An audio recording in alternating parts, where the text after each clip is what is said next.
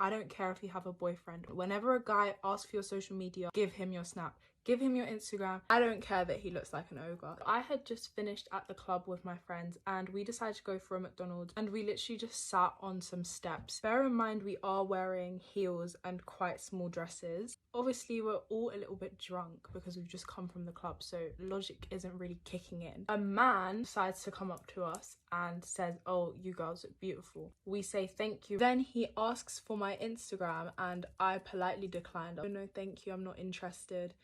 The man did not move. He asked again. I said, "I'm literally not interested. Like, no, you can't have my social media." Just decided that he wasn't gonna move until I gave him my Instagram, and he was making us all feel super uncomfortable. Probably should have just given in. If I've said no once, I'm not gonna change my mind. Obviously, men don't understand that. So my friend stood up and she said, "Please, can you move away?" She said no. He said, "No, I'm not moving until she gives me her socials." My friend again said, "Move away." She said no, "Leave us alone." This man then proceeded to punch her and she literally fell down the stairs, but he wasn't done.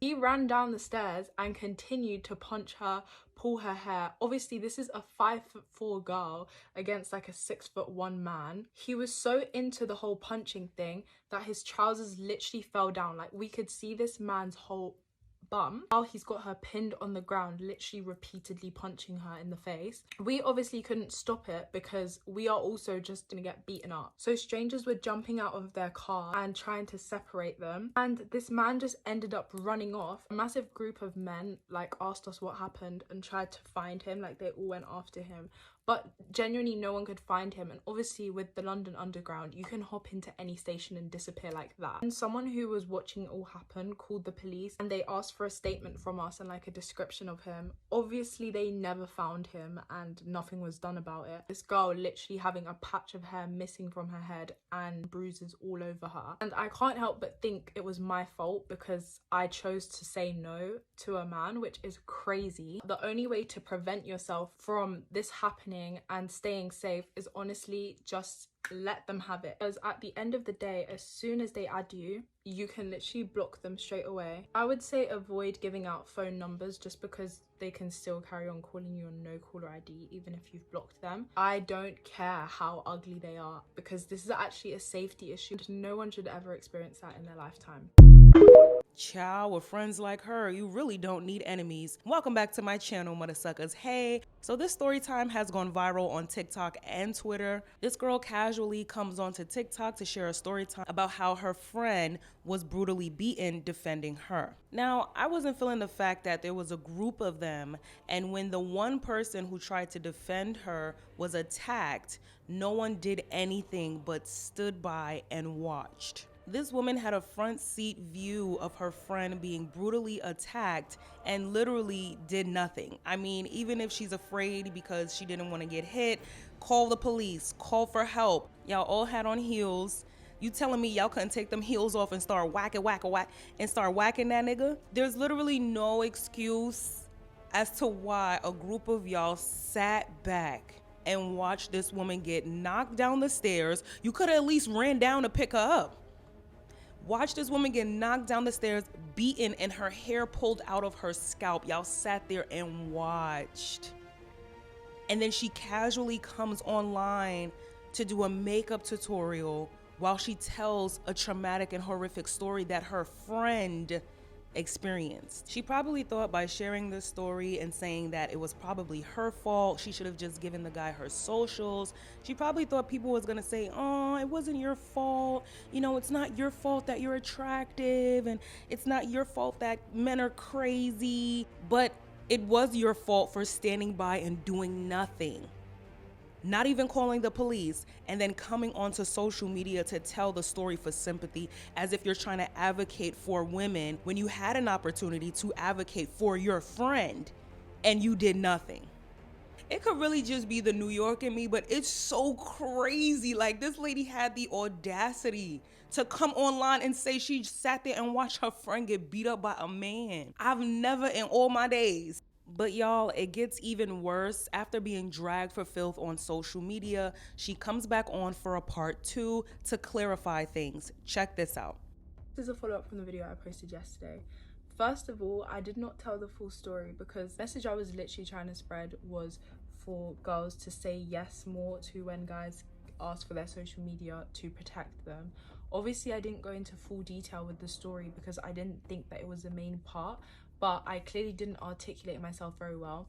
So since everyone is so confused, I'm just gonna tell the full story. So obviously, when the whole incident happened, we were screaming and we ran over straight away. But I just want to give context that the whole incident happened in roughly 15 seconds. And we were in a super busy area of London because literally all of the clubs had just shut. So the streets were busy, like people were out, okay? Before they started fighting, they were already shouting. So people were already aware of the situation going on. Literally as soon as the fight broke out, people ran to them straight away to split it up. Like, there were so many people who rushed over and helped us, thank God. Obviously we were screaming and we ran over, but there were so many people around, we literally couldn't get to them, first of all.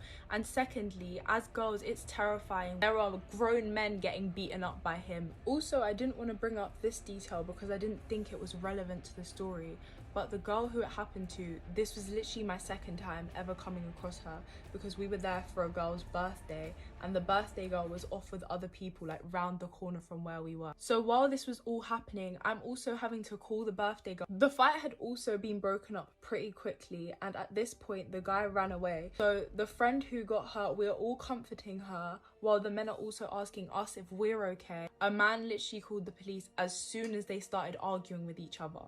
So there was already help on the way, and these police officers, instead of coming in a car, they chose to come walking because there was already police like patrolling the area. So help came like pretty instantly as well. I took a picture of the man and I had to email it to the police as evidence, and we all had to give statements because we were all involved. We literally had to give descriptions of the man, and then the police a few weeks on said that the picture wasn't good enough quality because obviously it was very blurry. In the story I made it seem like we were just stood back doing nothing, but if you were to literally watch it back, you can see how many cuts there are in the video because I didn't want to give too many details and I didn't feel like it was that relevant considering the whole point of the video was me trying to bring awareness to girls not giving out their snaps. Obviously, yes, now I realise I completely misconstrued the whole story, but I didn't even feel like I needed to go into that much detail. But at the end of the day, the message that I was trying to put out was literally to protect girls' safety,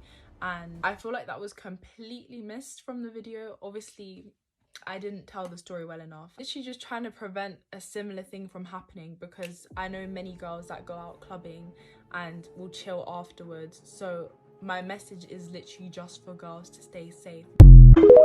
So this follow-up video actually made things worse. Someone said, personally, the fact that you didn't know her very well is irrelevant. She still stuck up for you and tried to help you. Someone else said, second time you ever met her, but she's the only one who had your back. And someone else said, wow, she barely knew you and she still stuck up for you. She's a real one. I hope her a speedy recovery and hope this doesn't traumatize her. If someone steps up for me, I hate to say it and I hope I don't sound ridiculous, but we locked in. She also refers to the attack as a fight, which was very interesting to me. And someone brought up another point that I was thinking, but I wasn't gonna say.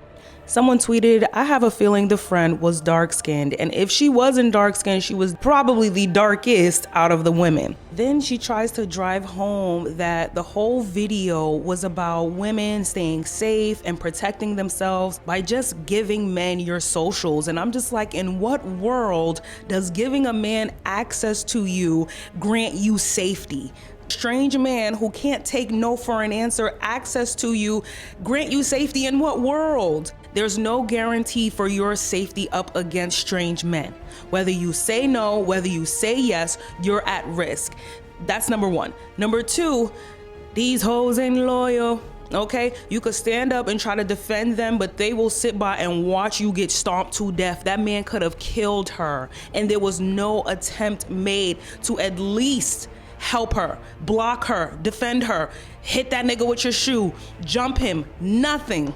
And while that girl is probably somewhere sitting in a therapy seat or in a hospital, this girl is online highlighting and contouring, talking about next time when a guy approaches me for being attractive, I'm just gonna give him my socials and you girls should just give up your socials to be safe.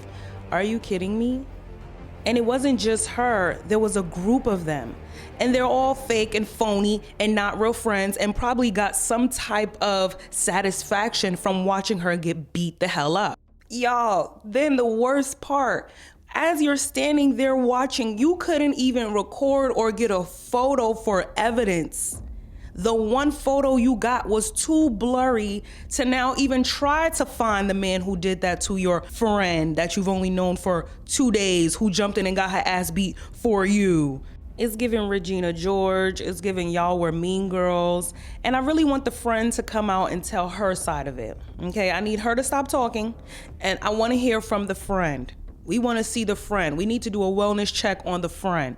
But y'all let me know your thoughts on part 1 and 2 of this story time down in the comment section. Do you feel like those group of friends were justified because they're all small and fragile and can't do anything to defend themselves against a man? Do you think her advice was solid, that women should just give men what they want to stay safe? Y'all, this girl crazy as hell. But y'all let me know your thoughts down in the comment section. Please be careful when you're going out. Some of these quote unquote friends are just as dangerous as these strange niggas on the street. Y'all let me know your thoughts down in the comment section, and I'll keep you updated if and when the friend comes out to tell her side of the story. I'll see y'all at the next one. Later. But the girl who it happened to, this was literally my second time ever coming across her, because we were there for a girl's birthday and the birthday girl was off with other people like round the corner from where we were. So while this was all happening, I'm also having to call the birthday girl. The fight had also been broken up pretty quickly.